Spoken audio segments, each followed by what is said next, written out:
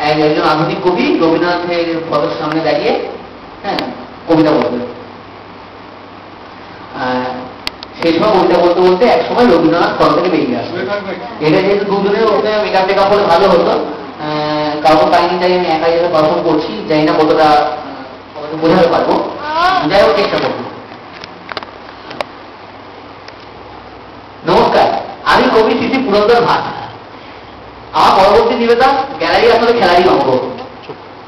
Chair leader তোমার বাড়ি মাকে, চিয়ার লিডার তুমি নতুন এসেছো দল কাটে, চিয়ার লিডার তোমার সাথে জিততে যাবো পোলাও, ব্যাটসম্যান আউট হয়ে ঘুরি কেন দাও,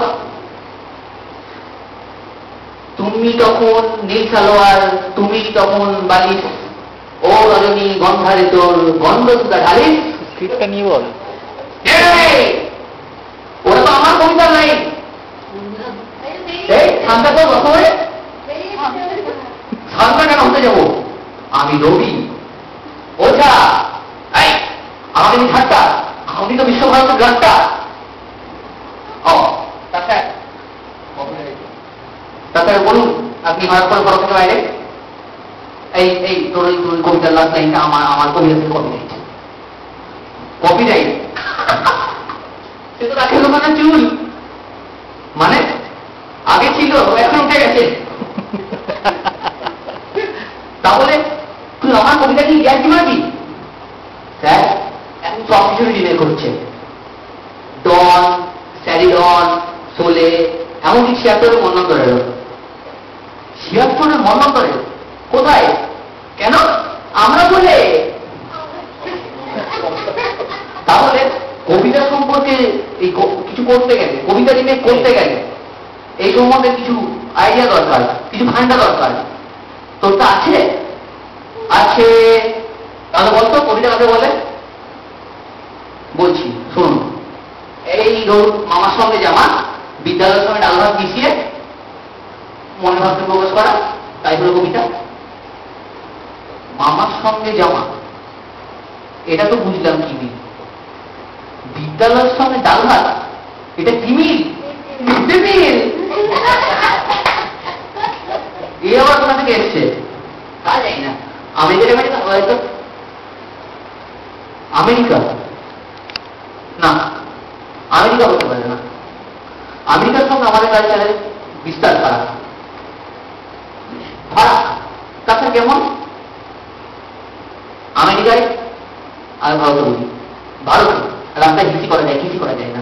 আমেরিকায় রাস্তায় কিছু করা যায়, কিছু করা যায় না।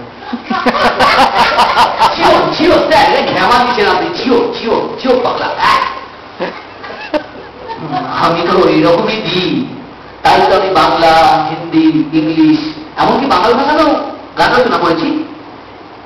বাংলা ভাষার রবীন্দ্রসঙ্গীত, সেটা কি?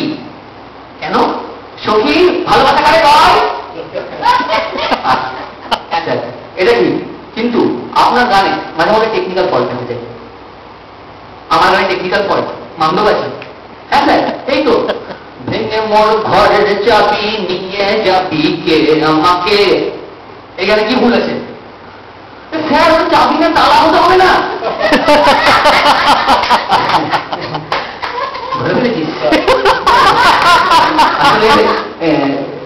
তালার সঙ্গে না সালাটা কিছু মিল পাচ্ছিলাম। চেপে যান, আমি কাউকে বলবো না। আমি সালমান খানের দিব্যি। সালমান খান, সেটা আবার কে?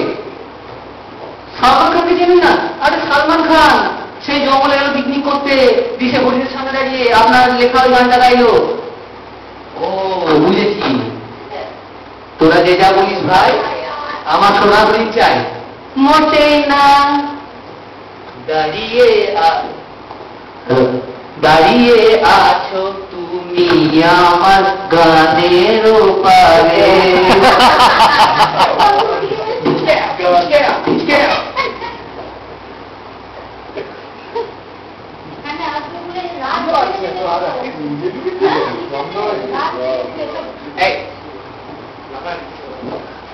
তা যাই বলিস, আমাদের সময় লেখা অনেক ভালো হতো।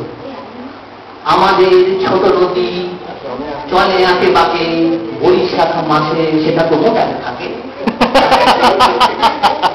স্যার আমারও অনেক লেখা আছে। কি লেখা আছে বল? এই ধরুন রাজনীতি, পলিটিক্স, ফুটবল, ভালোবাসা, বলুন কোনটা স্যার? কিছু নতুন শোনা? ফুটবল? আচ্ছা তাই হোক, ফুটবল। ব্রাজিল দিল 3 গোল আর মোহনবাগান 6 গোল। ব্রাজিল দিল 3 গোল আর মোহনবাগান 6 গোল। উইনারকে দেওয়া হবে গোষ্ঠপালে ভোগ। এরকম কি ভাষা? ছি ছি ছি ছি ছি ছি ছি, শোনা হোক পাওয়া। আসলে তোদের দোষ নেই জানিস তো, এই যে সাহিত্যের শিকড়টা কি না তোরা সেটাই জানিস না। চর্যাপদ পড়েছিস কোনোদিন? হ্যাঁ স্যার, একবার শুরু করেছিলাম। লুই পাস, ভুসুকুর পাস, কুকুরি পাস, তারপর একটা বন্ধুর বন্ধন করতে পারিনি। পকেট থেকে স্প্রে বার করে, এটা কি স্যার? এটা কি? এটা পোকামাকড় এবং টাকা তাড়ানোর স্প্রে।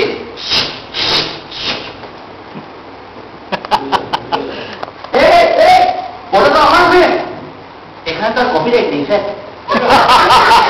দারুণ দারুণ।